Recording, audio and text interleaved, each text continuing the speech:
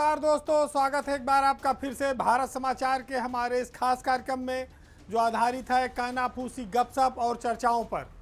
कई सारी रोचक खबरें हैं, तो चलिए शुरू करते हैं पावर सेंटर।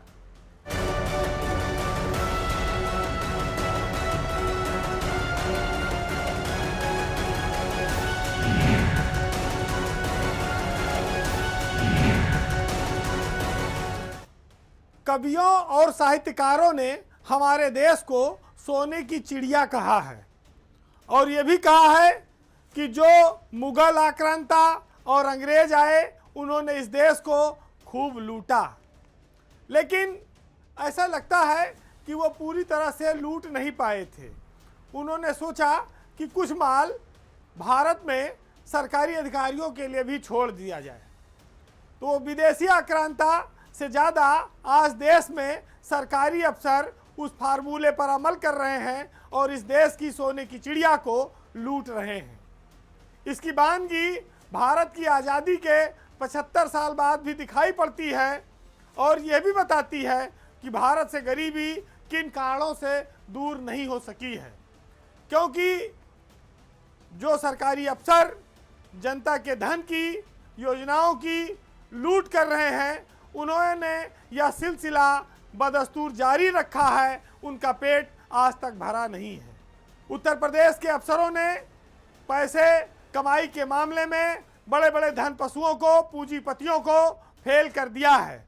एक आरआई के पद से एआरटीओ तक पहुंचा हुआ अफसर जिसने अकूत संपत्ति बनाई, ऐसा लगता है कि ललित कुमार पूरी नौकरी में सिर्फ नोटों की छल्लियां ही लगाता रहा। विजिलेंस ने छापा मारा, उनके घर से 1 करोड़ 60 लाख नगद बरामद हुआ, जो उन्होंने गड्डी बनाकर दीवार में चुनवा रखा था, यानी कि कोई चोर आए तो आसानी से चोरी ना कर पावे। इतना ही नहीं, ललित कुमार जो रिटायर्ड एआरटीओ हैं, उनके घर से 13 किलो सोना बरामद हुआ है। आज बाजार में सोने की कीमत 1,45,000 रुपया का 10 ग्राम है। 13 किलो सोने की कीमत लगभग 20 करोड़ रुपए बैठती है। तो आप सोचिए कि ललित कुमार कितने बड़े पैसे वाले अफसर रहे। आरआई थे, फिर एआरटीओ वहीं से रिटायर हो गए, आरटीओ भी नहीं बन पाए। अगर कहीं आरटीओ बन जाते तब तो 13 नहीं 130 किलो सोना लगता, ट्रक बुलाना पड़ता ढोने के लिए। ललित कुमार के पास मकान, दुकान, फार्म हाउस, कॉम्प्लेक्स सब है। एक छोटी सी नौकरी करने वाला व्यक्ति इतना अकूत धन संपदा इकट्ठा कर सकता है, कोई कल्पना नहीं कर सकता। और देखिए मिटे किस में वो, एक छोटी सी 300 रुपए की शिकायत में वो मिटे हैं। जब ये कानपुर में आरआई थे तो इनकी घूसखोरी की आदत तो पहले से थी। वहाँ पर ड्राइविंग लाइसेंस में हर लाइसेंस पे 300 रुपया लेते थे। वहीं की एक शिकायत थी जो मुख्यालय तक आई, परिवहन आयुक्त के पास तक, और उसी शिकायत ने आज ललित कुमार की जिंदगी को हवा में उड़ा दिया। यानी कि उनकी बर्बादी की कहानी लिख दी, ऐसा घाव दिया कि वो पूरी जीवन भर नहीं पाएगा। सवाल ये भी है कि आखिर इतने रुपयों का लोग करते क्या हैं, और ललित कुमार ने इतना रुपया घर में रखा क्यों? कहीं लगा देते। हालांकि लगाया, जमीन, दुकान, मकान खरीदे, लेकिन सोना वोना, बिस्किट, ये सोचे अगर किसी को दे देंगे तो मार लेगा। आज के ज़माने में कोई भरोसा तो है नहीं। तो होशियारी इन्होंने की, सब दीवार में चुनवा दिया। मतलब रिटायर तो हो ही गए थे, बहुत उपयोग कर नहीं सकते, देखते हो प्रसन्न होते, बाल बच्चों को देख के जाते। तो इंस्पेक्टर पद से प्रमोट होकर राजपत्नी तक पहुँचे और फिर कितना माल बनाया, वो सब आप छल्लियाँ आपके सामने दिख रही हैं।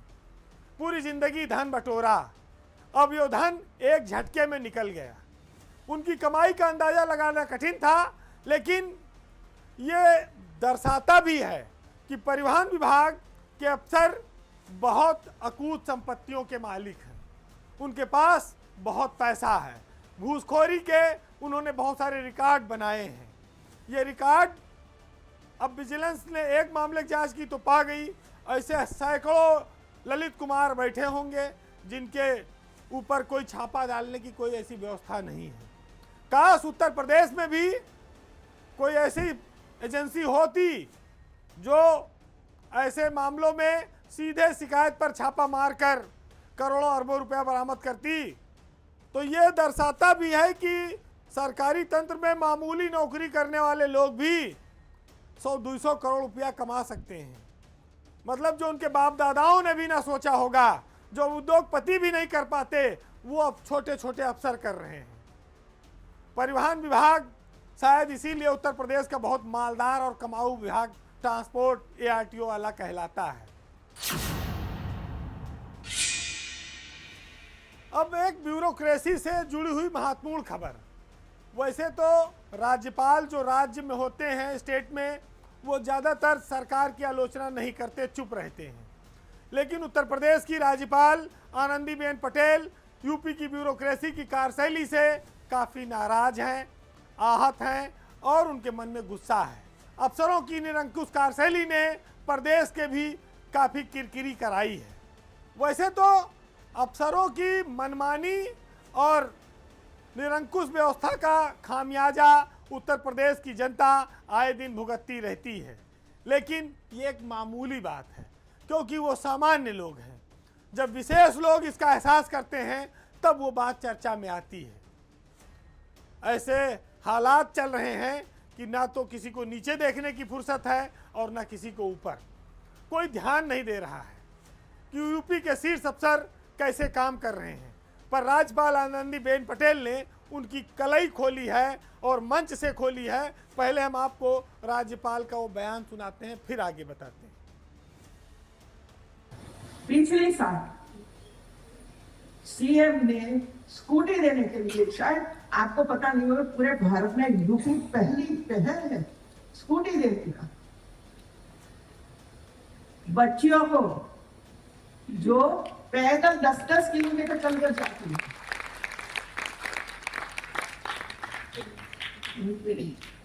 लेकिन नियमावली बनी नहीं, नियम ही नहीं बने। साल भर क्या किया आपने?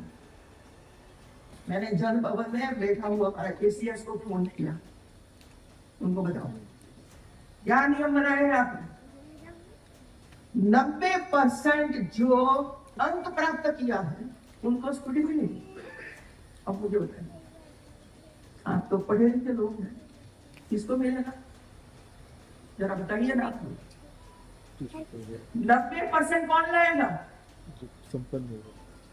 दूर गांव में बैठा हुआ बच्चा ला सकता है? सिटी वाले, प्राइवेट कॉलेज में पढ़ने वाले, जिसके माँ बाप ने ट्यूशन रखा, बोल रहा इसको जरूरत नहीं। तो देखा आपने, राज्यपाल ने ब्यूरोक्रेसी की पोल खोल दी। उन्होंने यूपी की ब्यूरोक्रेसी के पॉलिसी निर्धारण और इम्प्लीमेंटेशन के तरीकों पर सवाल खड़ा किया है। शिक्षा विभाग की लचर कार्यशैली से राज्यपाल बेहद नाराज हैं और इस नाराजगी को उन्होंने खुले मंच से कहा भी। सरकार की योजना है कि इंटर पास बच्चियों को स्कूटी दी जाएगी, लेकिन जो नियमावली बनाई गई वो नियमावली ऐसी बनी कि गांव, गरीब और देहात की बच्चियां उसका लाभ नहीं पा रही हैं। इसी बात से राज्यपाल बेहद नाराज हैं। वो बीते दिनों अलीगढ़ में थी राजा महेंद्र सिंह विश्वविद्यालय के कार्यक्रम में। वहां उन्होंने मंच से कहा कि शिक्षा विभाग के अफसर जो सरकार की स्कूटी योजना है उसको बर्बाद करने पे आमादा है। 400 करोड़ रुपया सरकार ने इसके लिए बजट दिया, लेकिन जो अधिकारी हैं, ACS हैं, विभागीय अफसर हैं, उन्होंने ऐसी नियमावली बनाई कि गांव और गरीब के बच्चे जो 10-10 किलोमीटर पैदल चलकर पढ़ाई करने के लिए जाते हैं वो इस मानकों को पूरा ही नहीं कर पाएंगे। ऐसी शर्तें क्यों लगाई गई? शहर में पढ़ने वाला बच्चा ट्यूशन भी पाता है, संपन्न परिवार का है, कोचिंग भी कर लेता है, वो 90% आसानी से ला सकता है, लाभ पा सकता है। लेकिन देहात में इतना आसान नहीं है। तो फिर नियमावली बनाने का फायदा क्या हुआ? मुख्यमंत्री योगी आदित्यनाथ ने गरीब और मेधावी बच्चियों के लिए रानी लक्ष्मीबाई योजना के तहत यह ऐलान किया था, लेकिन 1 साल तो इस पर कोई काम नहीं हुआ। बजट आ गया, फिर जाके नियमावली बनी, जमीन पर नहीं उतरी। उससे पहले ऐसे ऐसे शर्तें लग गई कि नियमावली से राज्यपाल नाराज है। महत्वपूर्ण बात यह है कि आनंदीबेन पटेल खुद प्रधानमंत्री मोदी जब मुख्यमंत्री थे उनके साथ मिनिस्टर रही हैं, और उसके बाद वो गुजरात की खुद मुख्यमंत्री भी रही हैं। उनको पता है कि ब्यूरोक्रेसी कैसे काम करती है। पर पार्थसारथी सेन शर्मा जो अपर मुख्य सचिव हैं शिक्षा विभाग के, उनको ये देखना चाहिए था। उनके कंधों पर इस बात की जिम्मेदारी थी, लेकिन आज पूरे प्रदेश में इस बात को लेकर किरकिरी हुई। सरकार के पास 100 आंखें नहीं हैं, यही अधिकारियों पर भरोसा करके वो काम कराती है। लेकिन जब योजना का लाभ जिसके लिए बनाई गई है उसी को ना मिले तो खाली ढोल पीटने से क्या फायदा होगा। गवर्नर राज्यपाल को ये बात मंच से कहनी पड़े, इससे ज़्यादा और क्या शर्म की बात होगी। लेकिन उत्तर प्रदेश की ब्यूरोक्रेसी में पिछले कुछ समय में ये चलन शुरू हुआ है कि आलोचना का स्तर चाहे जितना बड़ा हो, चाहे जितने बड़े व्यक्ति और ऊंचे व्यक्ति द्वारा की गई हो, उनकी सेहत पे ज़्यादा असर नहीं आता, कोई बदलाव नहीं होता, उन पर कोई कार्रवाई भी नहीं होती। तो राज्यपाल की ऐसी नाराज़गी के बाद भी इस मामले में कोई सुधार होगा, कोई कार्रवाई होगी, इसकी उम्मीद बहुत कम है।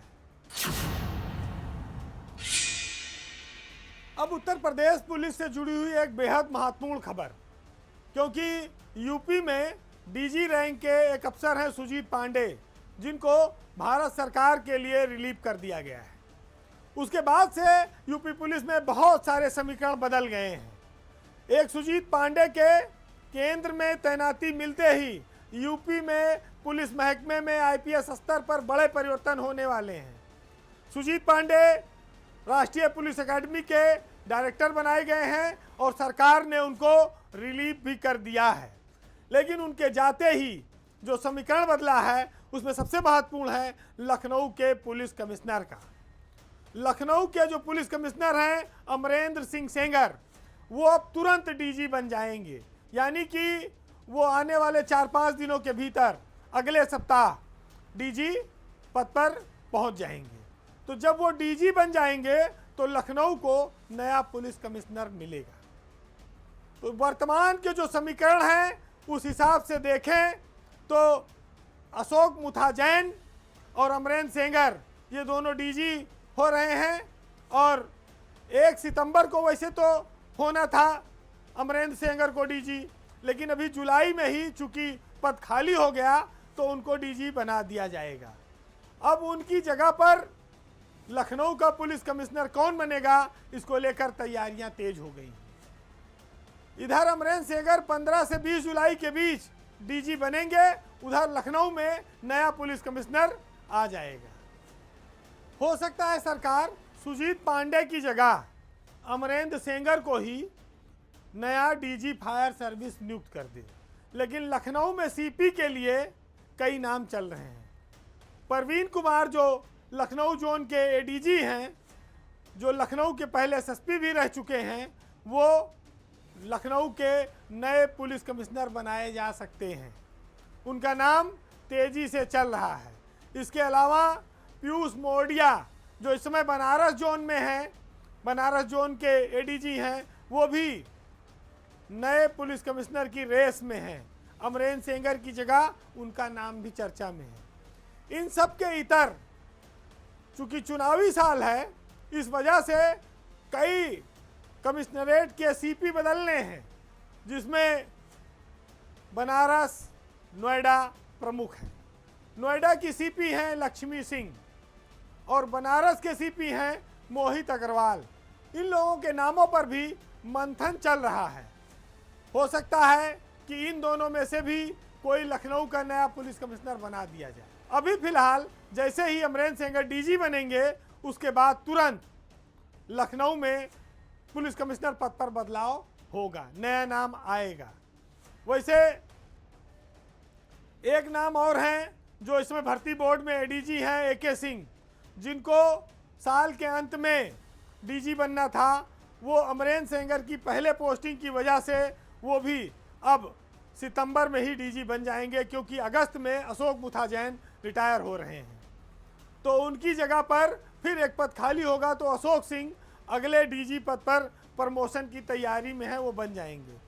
लेकिन चुनावी साल में जोगिंदर कुमार जो प्रयागराज के सीपी हैं, वो, इसके अलावा लक्ष्मी सिंह जो नोएडा की पुलिस कमिश्नर हैं, और लक्ष्मी सिंह 3 साल से ज़्यादा समय से नोएडा में हैं, तो चुनावी साल के मद्देनज़र चुनाव आयोग हटाए उससे पहले इनको समायोजन दिया जा सकता है। मोहित अग्रवाल भी इसी कैटेगरी में हैं, जब वो बनारस से कहीं और भेजे जा सकते हैं, क्योंकि वो भी चुनावी साल में 3 साल वाली कैटेगरी में आ जाएंगे।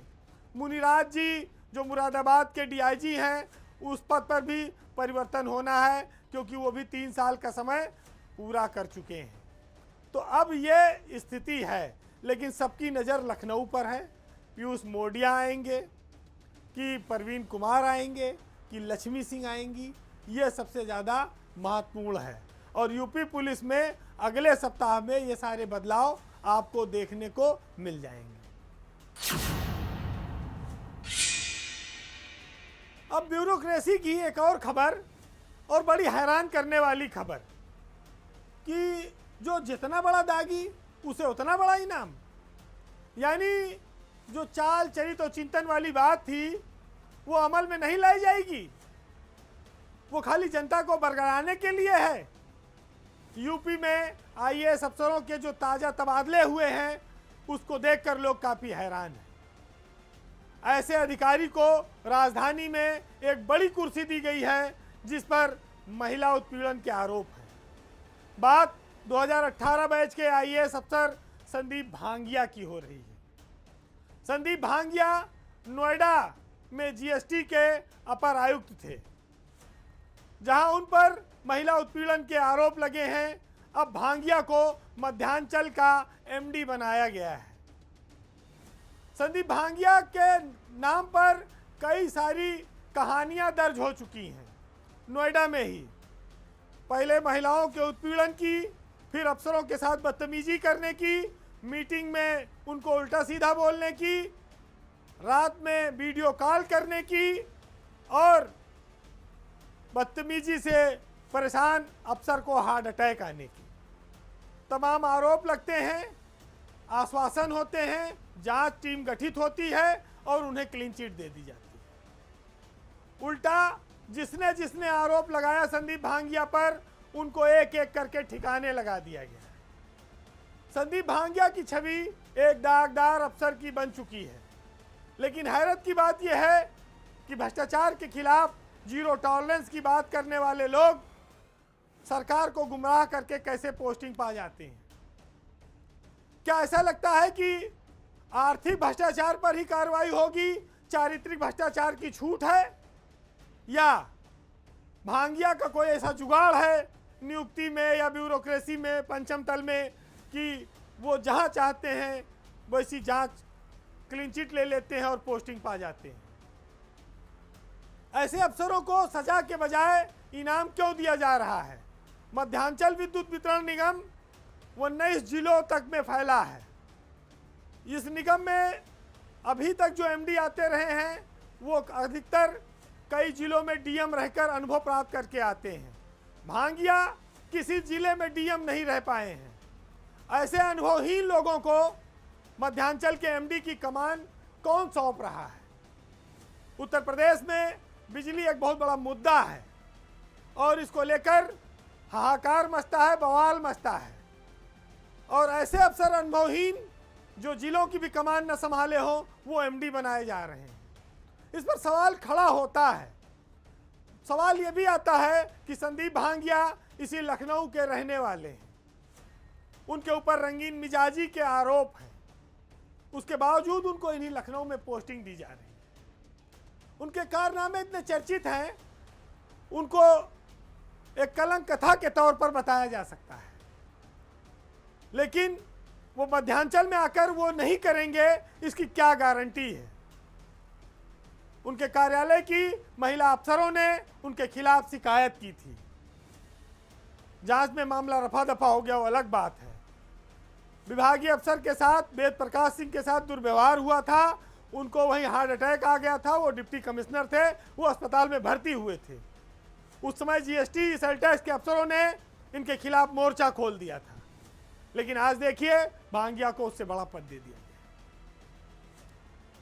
गया। ऐसे अफसर डिस्काम में आकर क्या करेंगे, इसकी कल्पना करना मुश्किल है। नियम कानून के इतर क्या उत्तर प्रदेश में आईएएस होना ही सर्वश्रेष्ठ मान लिया गया है? सवाल ये उठता है कि मध्यांचल में तानाशाही और महिला उत्पीड़न का क्या कोई नया दौर नहीं शुरू हो जाएगा? सरकार में आखिर ऐसा कौन है जो संदीप भांगिया के लिए ये सब करता है?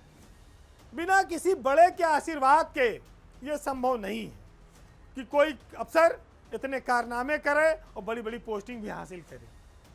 तो पर्दे के पीछे से खेल कोई और हो रहा है, लेकिन जो राजनीतिक लोग हैं, जो सरकार में बैठे हैं, शीर्ष पर हैं, इससे उनकी छवि को धक्का लगता है। अफसर गुमराह करके दागी लोगों को अगर महत्वपूर्ण जगहों पर बैठाएंगे तो इससे प्रदेश का और जनता दोनों का नुकसान होना तय है। ये अलग बात है कि अफसरों की अपनी प्राथमिकता है और नुकसान राजनीतिक लोगों को सहना पड़ता है। आज के पावर सेंटर में इतना ही, लेकिन जाते जाते हम आपको यह जरूर कहेंगे कि सरकारें जो कहती हैं कि हमारे साथ पारदर्शी व्यवस्था है, हम भेदभाव नहीं करते हैं, लेकिन जहां पर खुलेआम चीजें दिख रही हैं, फिर उन्हें महत्वपूर्ण पदों पर कैसे भेजा जा रहा है, जिम्मेदारी किसकी है और रोक कौन लगाएगा, ये सबसे बड़ा सवाल है। ये दुनिया कितनी रंग बिरंगी है, कितनी दोहरी है, कहती क्या है करती क्या है, उस पर हम आपको आज कुमार विश्वास की कुछ लाइनों के साथ छोड़ जाएंगे। तो सुनिएगा। इतनी रंग बिरंगी दुनिया दो आँखों में कैसे आए, हमसे पूछो इतने अनुभव एक कंठ से कैसे गाएं। ऐसे उजले लोग मिले जो अंदर से बेहद काले थे, ऐसे चतुर मिले जो सहज सरल भोले भाले थे। जिनको पतवारें सौंपी थी वे भंवरों के सूदखोर थे, जिनको भंवर समझ डरता था आखिर वो ही किनारे निकले। वो मंजिल तक क्या पहुँचे जिनको रास्ता खुद भटकाए, हमसे पूछो इतने अनुभव एक कंठ से कैसे गाए। नमस्कार।